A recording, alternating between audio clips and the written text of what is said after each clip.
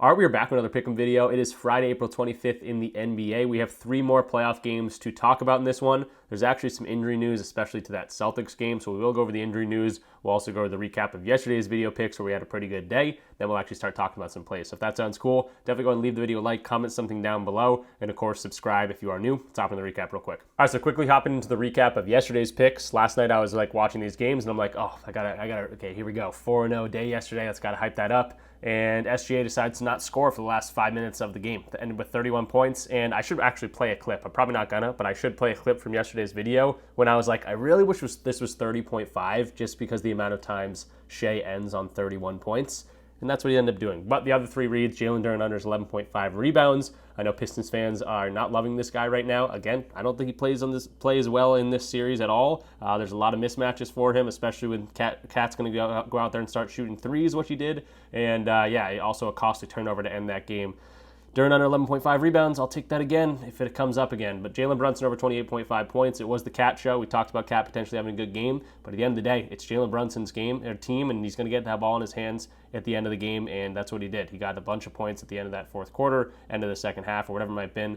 So Jalen Brunson was cooking, ends up with 31 points, maybe something like that. I know he goes over that line. And then Norman Powell, this was my favorite read of the video just because he has not been going over this line at all. I thought it was a perfect spot to go to him, a little bit undervalued, coming back to home now, and the Clippers show off what they can do, especially had a home court advantage there. Norman Powell ends with 20 points. Really good read there. I also wanted to look at his three-pointers line. Didn't end up going to that. It was going to be plus money. But yeah, his points line, 20 points. Easy cash for us pretty early on in that one. So really good reads yesterday. Going to try to ride that momentum, 2 winning days in a row. Let's try to get some wins for today's video picks, and that's going to start by going over the injury news and talking about any sort of projected minutes, and then actually start looking at particular plays. All right, so going over to RotoWire to look at the injury news, we do have a decent amount of injury news for the Boston Celtics, a lot of question marks.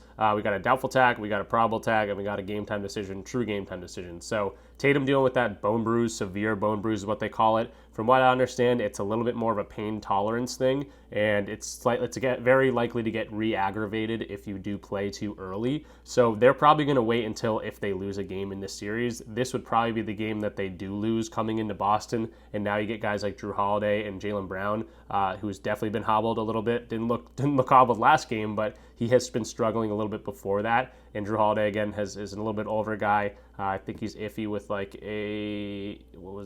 hamstring strain.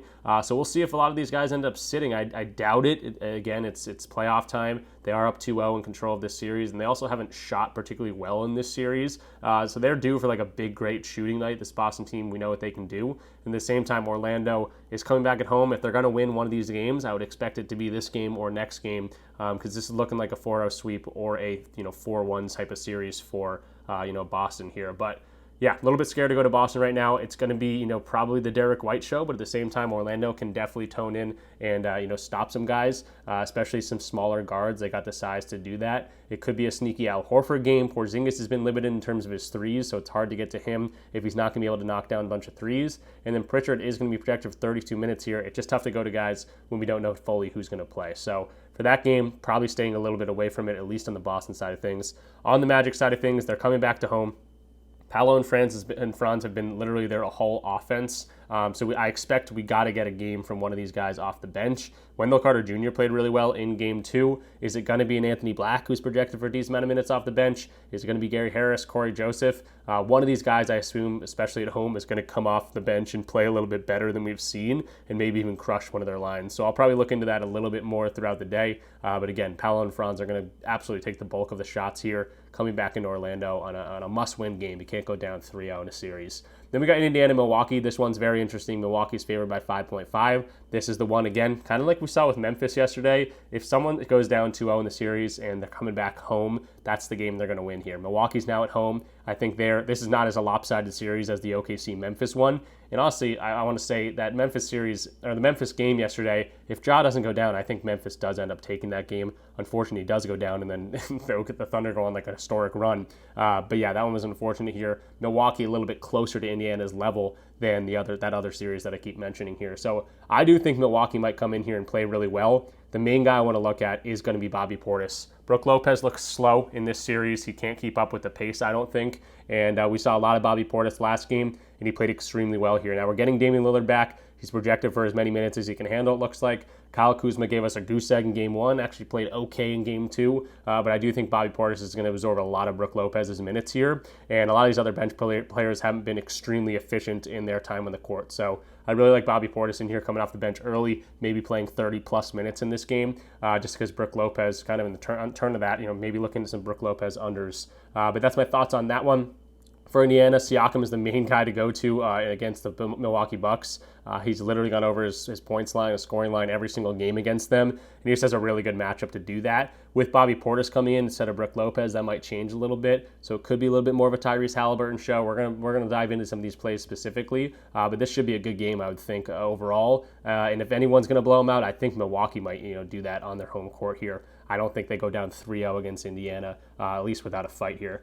LA and Minnesota, this is probably game of the night, 3.5-point spread. I mean, all these games are looking pretty good overall. 1-1 series going back to Minnesota now.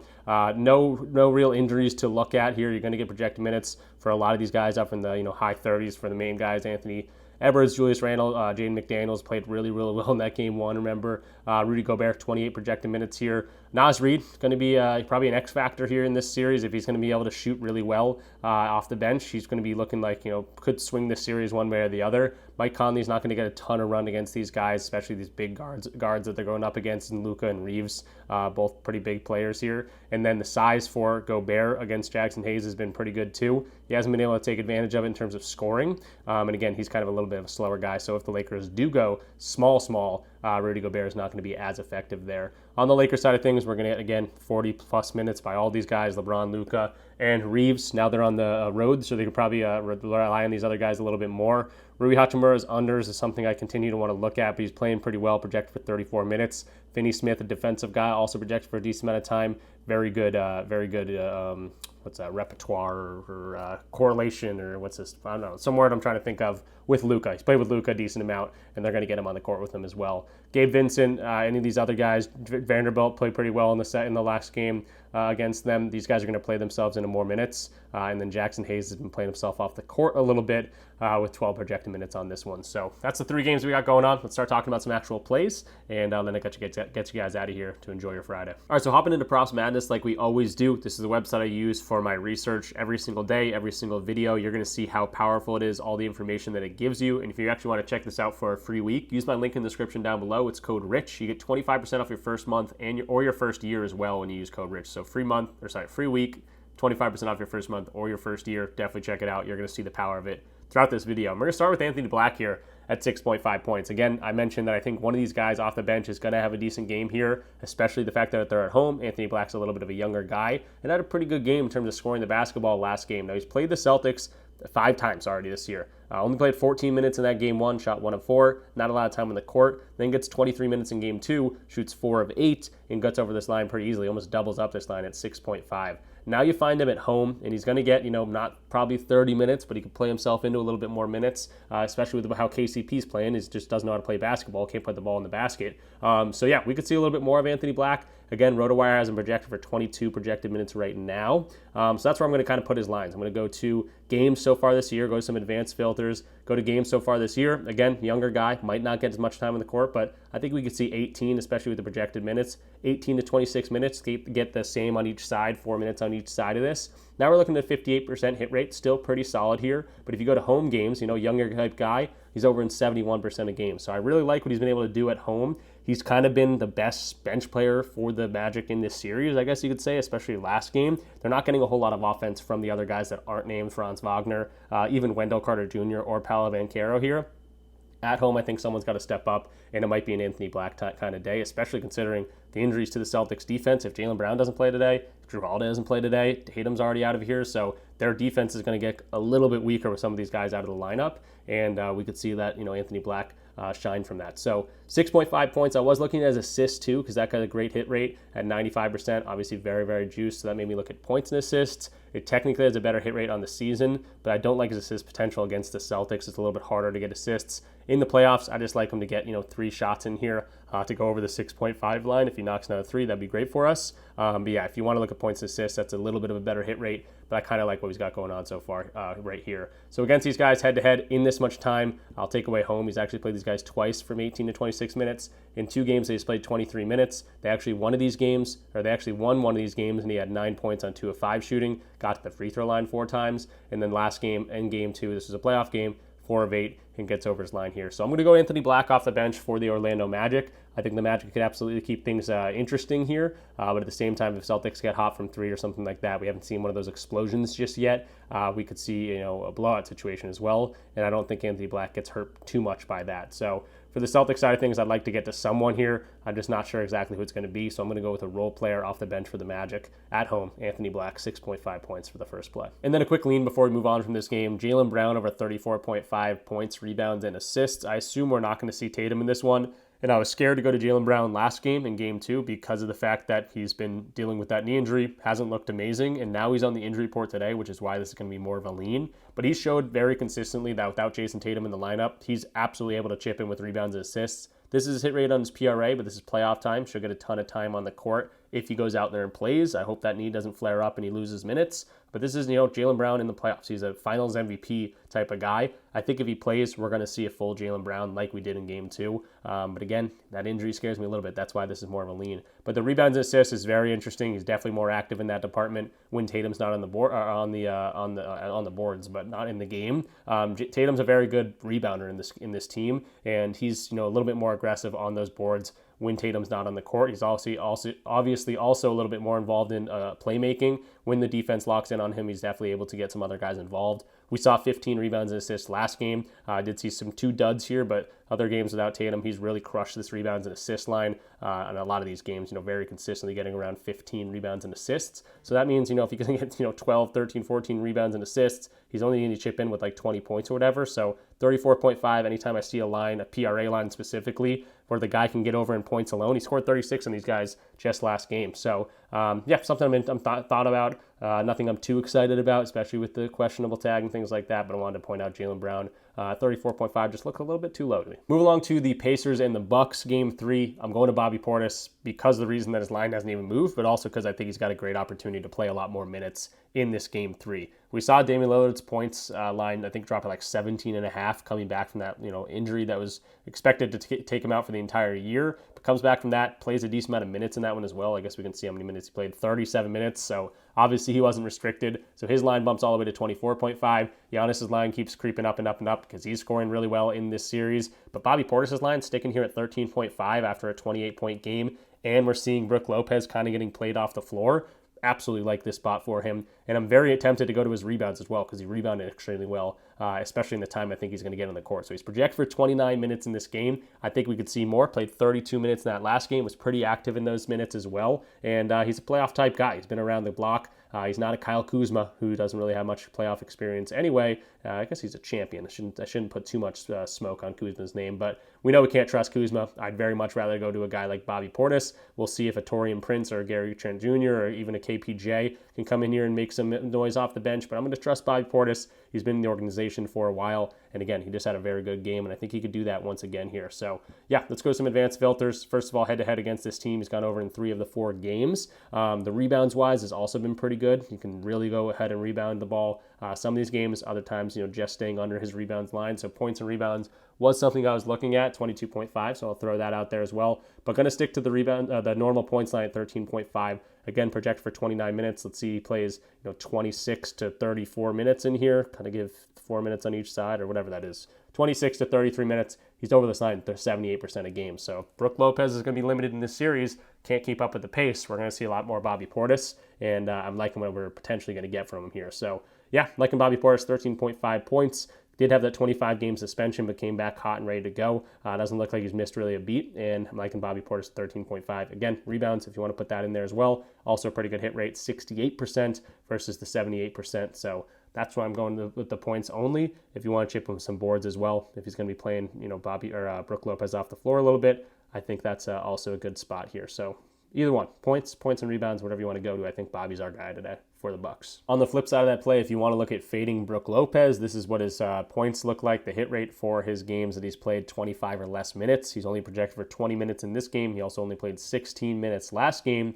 But the problem here is the fact that his head-to-head, even in 25 or less minutes, he's pretty efficient at scoring against his Pacers team. So something to think about if you want to go to Bobby Portis a little bit more. Maybe a little same-game parlay with Bobby's over and Brook's under. But again, Brook can score very efficiently sometimes, even when he's on the court for not that much time. And honestly, it makes sense because he's not losing a lot of energy having to run up and down the floor. He can come in for spurts and knock down a 2 or a 3 or 2 or whatever it might be. So something to think about, but nothing I'm too excited about for Brooks under here potentially on his points. On the Pacers side of things, I want to mention TJ McConnell here at 12.5 points, rebounds, and assists. Now, I already went and put in all the filters here because I have minutes, 14 to 17 minutes. He's played 15 and 16 minutes so far in this series. He's projected for 16 minutes in this game as of right now, 16 minutes right here. So that's probably what he's going to get around. He's a playoff type player because he's a scrappy veteran and he definitely knows how to play basketball, especially in the playoffs here when they need him, especially a spark off the bench in an away game. I think TJ McConnell could very much help here. And he's also played with all these guys in the lineup. I could put the entire team practically that's active right now in this amount of minutes, and he's over this in 76.5% of these games. And you also see the games that he's not going over, he's just not shooting very well. So he actually shoots a decent amount of time, even in the limited minutes. These are the 2 games in the playoffs against the Bucks so far. 3 of 8, so didn't shoot particularly well, still got over. And then 5 of 7, okay, shot well, but crushed this line easily at 18. The games he's missing, 1 for 5 here against the Wizards. This 7 PRA game, 2 for 8, but shot 8 times, and then 2 for 9 in this game. So sure, if he's going to shoot 20 to 30%, maybe he doesn't get over that line, but I'd like to see a little bit of volume, and that's what he seems to get. And he can absolutely chip in with rebounds and assists in such a short period of time. He's a spark plug. That's why they love this guy. They don't need to run him that much. But he's a great spark plug off the bench, and he's a veteran type guy. And we've kind of seen it time and time again, especially last year's playoff. He's a plug and play guy, and expect him to kind of do that again today. So points, rebounds, assists, definitely something I'm interested in here. 12.5 for TJ McConnell off the bench. Next guy I want to quickly talk about is going to be Naz Reid here, and I'm probably just going to look at his 12.5 points. The hit rate on this has been, pretty 50-50 recently, 58% in the last 29 games, and it's been 50-50 in the series so far too. 31 minutes in that first game, shot extremely well, 23 points, and that was a victory for them. Maybe we see more Naz Reid today, and especially the fact that they're at home. I like his chances to make two or three threes in this one as well. 21 minutes and only 9 points in that second game, but he's got a pretty good matchup to score the ball. 50-50 in terms of his spot-up defense here, very mediocre. They're literally ranked 15th, but transition, you can get out in transition, score some points there, and similar types of players that score the ball, including himself, hitting around a 60% hit rate against this Lakers team, especially as of late. So I like that spot for him. I do want to find some value in some of these not younger guys, he's a younger guy, but some of these bench guys for him, because I do think they're going to still focus in on Anthony Edwards like they have been, the Lakers defense. I think they're going to let Julius Randle shoot as many times as he can, just knowing he's not a very efficient playoff type player. He's been pretty good at going over his averages, but I think Naz Reid is kind of maybe not the X factor of this series, but we saw how well he played in that game 1 versus the game 2. And I think if he can just shoot better, the volume wasn't like non-existent in that second game. I think if he can just shoot a little bit better, especially being at home, we could see him go over this line. So let's start looking at some advanced filters here. We know he's got a pretty good matchup to score the points, but with all these guys on the court, Anthony Edwards, Julius Randle, Jaden McDaniels, Rudy Gobert, obviously the team looks a little bit different when everyone's healthy. And the fact that he's going to get, 27 projected minutes as of right now. We saw 31 in the first game. We saw 21 in the second game. They won the first game. Maybe they go a little bit more into him, like I kind of just said. So I'm going to give him 25 plus minutes. I think that's a pretty good spot. 25 to 31 minutes here, being like the ceiling that we saw in game 1. 62% hit rate. The fact that he's at home, I think he gets a little bit of an edge here. 73.7% hit rate. Sure, recently it hasn't been amazing, but the volume, again, isn't going away completely. I think he's just going to get a little more time in the court, maybe knock down some threes at home for the hometown crowd here. And Naz Reid over 12.5 points. I'm not hating this. This is also very much juiced on the under. So if this drops to 11.5, looks like it is on Bet365, you could absolutely take it there for probably a little bit better hit rate. But the value at 12.5 with this hit rate and what I've been thinking what's going on in this game, I like that a lot, 12.5. You could also look at PRA. He's hit this a little bit more recently, but against the Lakers, he has played these guys twice. Totally different team back in December, but didn't get over that. And he has been rebounding well, essentially, in this matchup. Points was able to go over in one of these games, but totally different lineup here with what they got going on without AD on this team anymore. So Naz Reid, I'm liking him at 12.5. to kind of finish up the video. I lied. One more play I do like in this game is going to be Luka. 30.5 points. I think that's pretty solid here. Also, first quarter points. He's been an absolute bucket in the first quarter. He's got an amazing matchup to do so as well. Pick and roll ball handling, they're very weak. The spot up shooting defense, they're very strong, ranked number 4th there.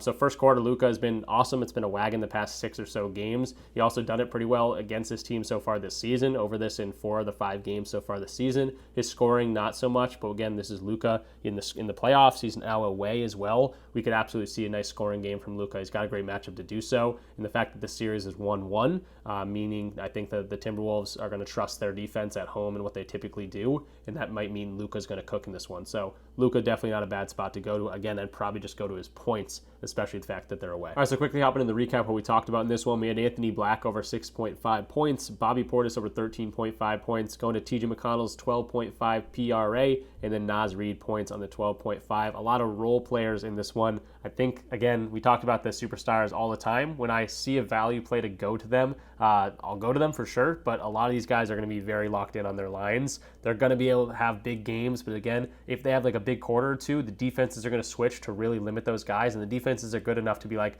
we're going to really try to slow down this guy and let these other guys beat us. So you might see big quarters from certain players, but then they slow down. That's why it's so hard to have like 40, 50-point games in the playoffs, just because defenses are always changing throughout the game. So going to roll with the role players here at a lot of game 3s, and I'm liking what I'm seeing here. So going to try to roll the momentum from the last 2 video picks, 2 winning days in a row. Almost a 4-0 sweep yesterday. SGA just doesn't score in the last 5 minutes in that game, unfortunately. Mr. 31. I call him that all the time, and he ends with 31.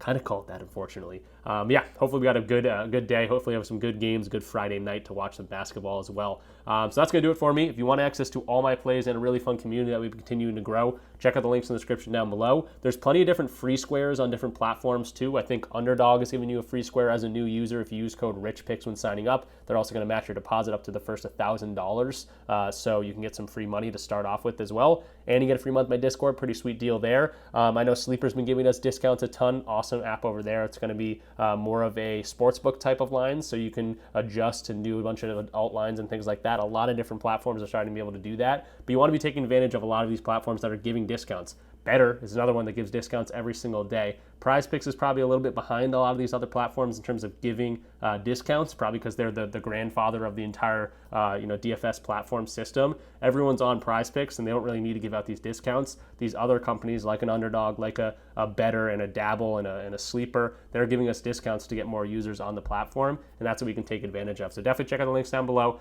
Make sure you use my code. It's a little bit different for different ones. So like Underdog and PrizePicks and Betr, I think, are RichPicks. Sleeper's just code RICH. Dabble's code RichDFS. So just make sure you use the right code. Definitely helps out the channel, and that's how I can get you a free month. Join the free part of the Discord to start off. Says, hey, I used your code to get into Dabble or get into Sleeper. Here's a screenshot. I'd love to get in for a free month, and that's all I'll get it for you guys. If you don't want to do the free thing, there's also a step-by-step process of how to just join via the DubClub link. So that will do it for me. Thanks for watching. Sorry for these videos coming out a little bit later. I'm trying to get them out there earlier, but I just do my best. Sometimes I'm like, do I even want to record a video at this point in the day? But we got the views pretty good, even in the video coming out late yesterday. And that doesn't really matter to me, as long as you guys watch. The people that keep coming back and liking the video and commenting, really appreciate everyone that watches this. So again, leave the video a like, it helps a lot. Comment something down below if you got an extra second or two, and subscribe if you're new. Good luck with all your bets. I'll see you guys in the next one. Peace out.